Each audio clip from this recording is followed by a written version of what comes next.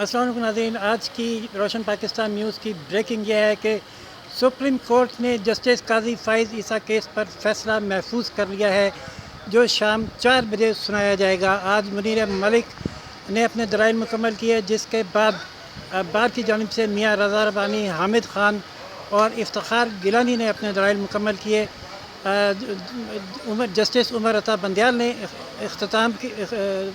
Case के अख्ताम पे ये कहा है कि जस्टिस काजी फ़ाइज़ ईसा ने जो फ़ैसला दिया वो उनका अदालती इख्तियार था और उन्होंने अपना अदालती फ़र्ज़ अदा किया, कोई उसमें एक्स्ट्रा ऑर्डिनरी काम नहीं किया। लेकिन जो उन पर ये इल्ज़ाम है, इसकी तहकीकात भी होना लाजमी है। उन्होंने कहा कि हमारे लिए ये बड़ा मुश्किल फ़ैसला है कि क्या हम इस रेफरेंस को मुकम्मल तौर पर ख़त्म करें या पार्शली ख़त्म करें। इसके लिए हमें सोचने के लिए कुछ वक्त चाहिए। ये कहकर और तमाम वकला का अदालत की मावनत पर शुक्रिया अदा करने के बाद अदालत बर्खास्त हो गई है। 4 बजे अदालत दोबारा आएगी और जिसमें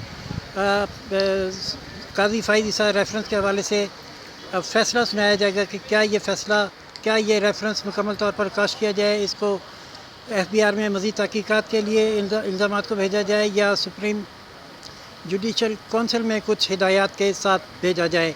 आज के दलाइल में मुनीर मलिक ने यह मौक़िफ़ अख्तियार किया कि इस्लाम जासूसी की इजाज़त नहीं देता, बल्कि खलवतों में झांकने पर पाबंदी लगाता है। और जहाँ तक ये कहना कि शोकॉज़ नोटिस जारी हो चुका है, जिसकी वजह से अब ये तहकीकात नहीं रोकी जा सकती।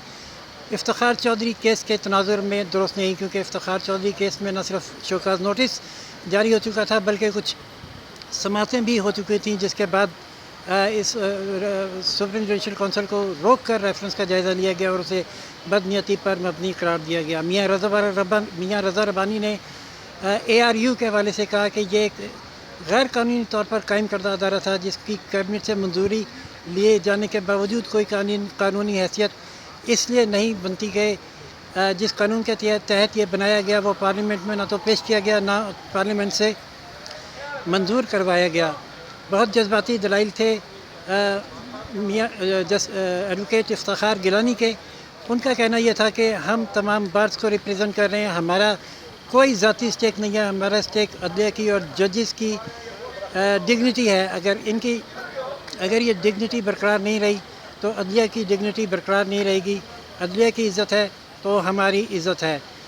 इस केस को इस तनाज़ुर में ना देखा जाए कि ये जस्टिस काजी फ़ाइज़ ईसा की यहाँ पे पटिशन है, उसे दरगुज़र कर दें। ख़ास तौर पर इफ्तिखार गिलानी ने जस्टिस याहिया बख्तियार को मुखातिब किया और कहा कि आपका जो ये सवाल था कि क्या जस्टिस काजी फ़ाइज़ ईसा ने आम शहरी की हैसियत से सुप्रीम कोर्ट में आकर अपने ज़ाब्ता अखलाक और हल्फ की खिलाफ वर्जी नहीं की, उसको दरगुज़र करें। इसलिए इस पटिशन को दरगुज़र कर दें और ये देखें कि 29 पटिशन्स पाकिस्तान भर की बार्स ने की हैं, जो पाकिस्तान भर के वकला की नुमाइंदगी करती हैं, और अदालत पर लाजिम है कि वो वकला की बात सुने और उनकी इस्तदा पर इस रेफरेंस को बदनीयती और मेलिस की बुनियाद पर ख़ारिज करे।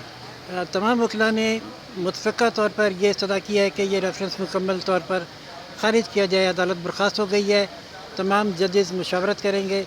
1 बजे नमाज जुमा है, लेकिन अदालत 4 बजे तक उसके बाद भी मुशावरत जारी रखेगी और 4 बजे आकर अपना फ़ैसला सुनाएगी।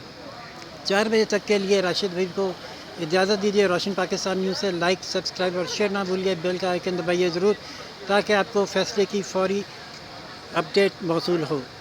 इसी के साथ इजाज़त दीजिए। अल्लाह हाफ़िज़।